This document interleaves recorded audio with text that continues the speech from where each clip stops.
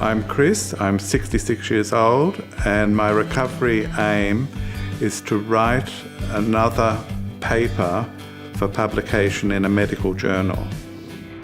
I'm Lynn, I'm 53, and my aim is to keep living a happy and healthy life. I'm Brock, I'm 30, and I want to travel to Europe.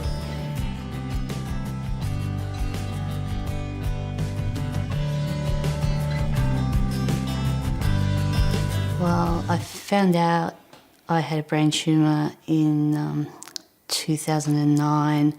I'd been having some issues leading up to that point. I thought I was having some sort of a breakdown and went to the GP and initially was put on an antidepressant thinking it was an anxiety issue, and I really seemed to improve.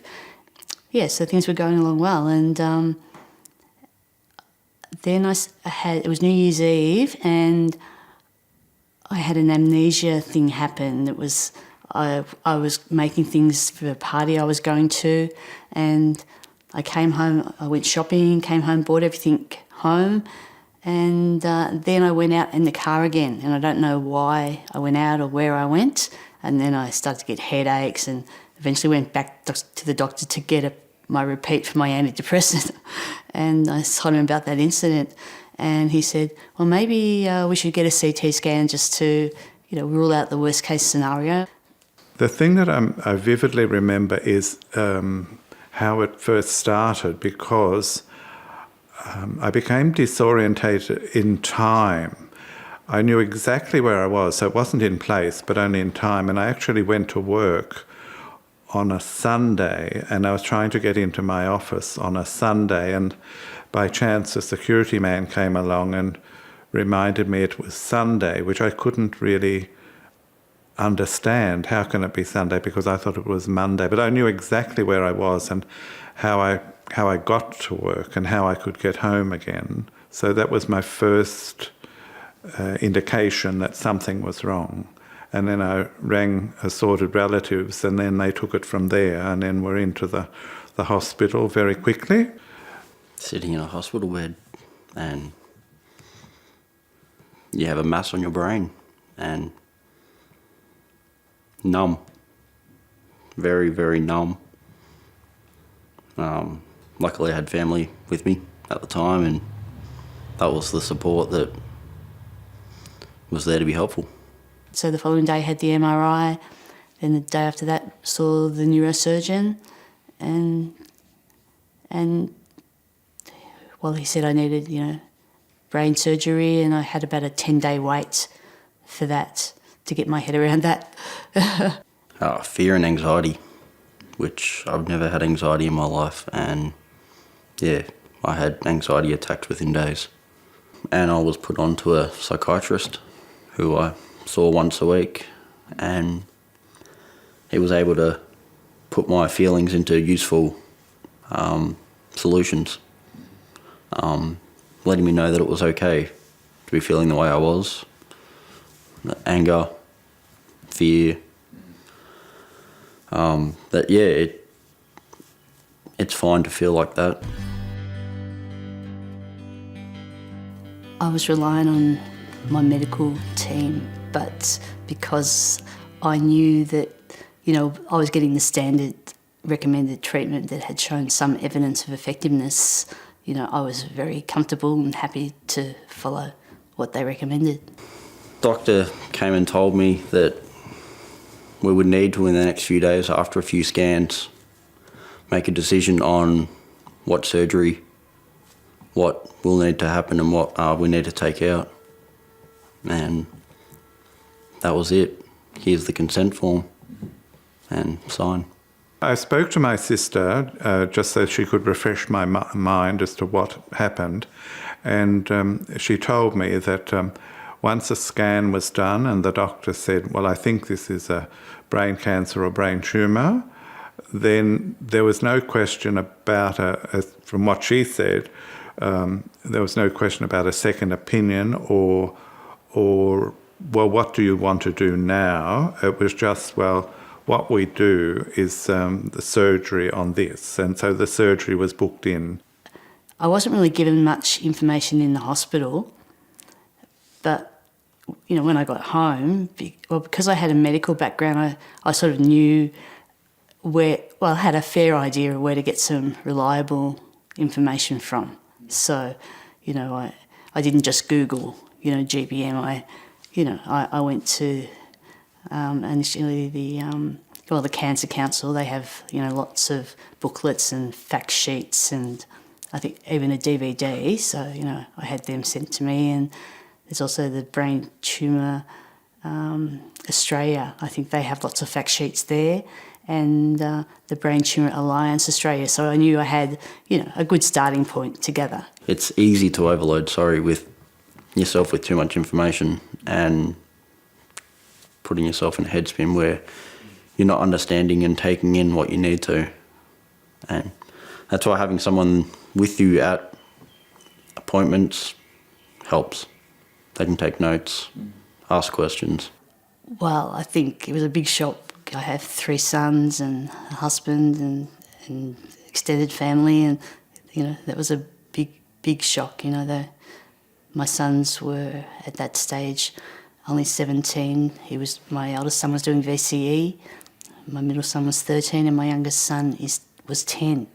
So there was a lot going on, at home, with their sporting commitments, and I was, heavily involved in all of that. Yeah, so I think their reaction, was, well, I can't speak for them apart from to say, it was a tumultuous time. Putting aside normal life, when you live a very active life is extremely hard. When you're working 5-6 days a week, exercising, and then it's just stop. You can't do any of that. You need to focus on the cancer. You need to focus on recovery, which the doctors were adamant about telling me because of how active I was, and it's a shock to the system. For surgery, I went public. For my radiation therapy, it was private. I wasn't given the option of public. So that was a shock when we were brought into a room, sat down and gone through billing, which we were told was going to be a minuscule amount, and it was thousands. I called the hospital straight away, quite angrily, and luckily I was on a trial and they were able to subsidise the payments, leaving us only a few thousand out of pocket. There's a 6 weeks course of oral chemotherapy, temozolomide and radiation, and then a 4-week break, and then 6 months where you're getting only the oral chemo, the temozolomide 5 days a week, 5 consecutive days for 6 months. This is, post the surgery, the radiation and the temozolomide, I think, starts about a few weeks or so after your surgery, and then there's a 4-week break after that initial course, and then the 6 months treatment follows after that. However, I only got to about the 5th month because I had a recurrence, so I had to go in for a second surgery. Okay. Yeah, that was in November 2009. I had a craniotomy, which is the removal of the tumour. Then, after being in the hospital for some time, and it was time to leave there, I was then told I would be going on to radiotherapy, which they tell you that that's going to make you tired and, the fatigue will settle in, but you don't really know what to expect. But I found it incredibly tiring. My treatment involved 2 craniotomies and then 7 weeks of radiation therapy. The hair loss was a shock to the side effects of the radiation therapy. It just fell out. And memory. And post-radiation therapy, it wasn't until I realised how much it had affected myself mentally. I feel that even though the support networks are there, it was up to yourself to actually access them. Things like psychologist, exercise physiologist, any of those ancillary people, they're there waiting in the wings, but you had to find out, now which psychologist should I see? Where is the exercise physiologist located? And people spoke about them, but nothing was ever actually done.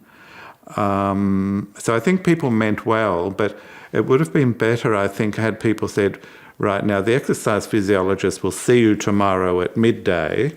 So I did that through my GP, and there's that special group, a special arrangement, the name of which I've forgotten, but you can see allied health at a much reduced price. With this type of diagnosis, my work life was over, and that was a big adjustment, and I did have a period of grief, and because that was such a big part of my life. That was, in a way, I was defined a little bit by that. I was proud and I was very current. I kept up to date, and all of a sudden, none of that mattered anymore, so I had to find a new direction. Through treatment and post-treatment, working part-time hours really kept me sane. Sitting at home doesn't bode well for myself. Exercising, walking, getting out in nature. I'm fortunate enough that I have great walking trails near me, and I could put music on and just go for a walk for a few hours, clear my head. Staying active really helps myself. It may not be for everyone, but just find what you love, what makes you happy, and do it.